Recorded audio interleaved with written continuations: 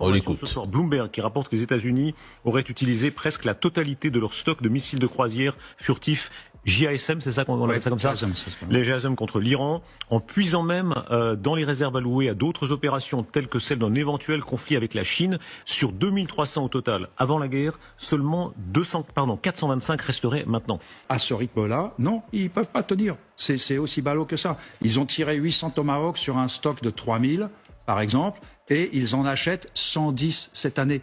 En missiles de défense solaire, ils ont consommé 3 à 4 ans de production.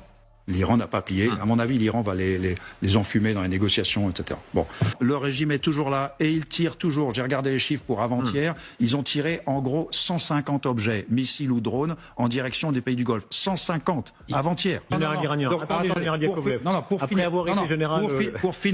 Pour finir sur la position américaine, ce que Trump a réussi à faire, c'est briser le mythe de la toute-puissance militaire américaine. C'est fini. Le mythe de la toute-puissance américaine est mort.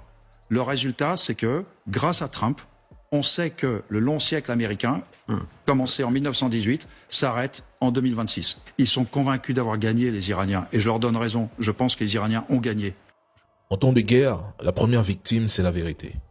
Étonnant d'entendre Trump affirmer que l'Iran a suppléé pour un cessez-le-feu, alors qu'en réalité, c'est Téhéran qui impose aujourd'hui ses conditions via le Pakistan pour rester dans ces négociations. Et si Washington refuse, il se retire simplement. Étonnant d'entendre Donald Trump affirmer qu'il peut ouvrir le détroit, alors que depuis 41 jours, il ne fait que bombarder et menacer, et pourtant, le détroit reste toujours sous contrôle iranien. Étonnant aussi, qu'on vous parle d'un Iran déjà tombé, alors même qu'aucune troupe américaine n'a pu être déployée à Téhéran et que même le passage naval dans le détroit reste sous contrôle iranien avec péage. L'Iran est avant tout une puissance fondée sur les missiles.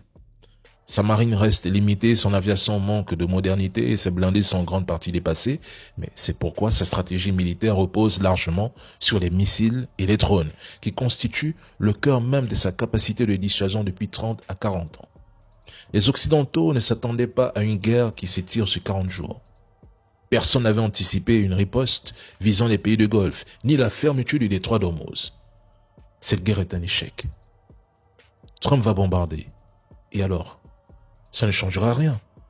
Ils ne comprennent toujours pas l'Iran et comment leurs dirigeants fonctionnent, encore moins leur mentalité.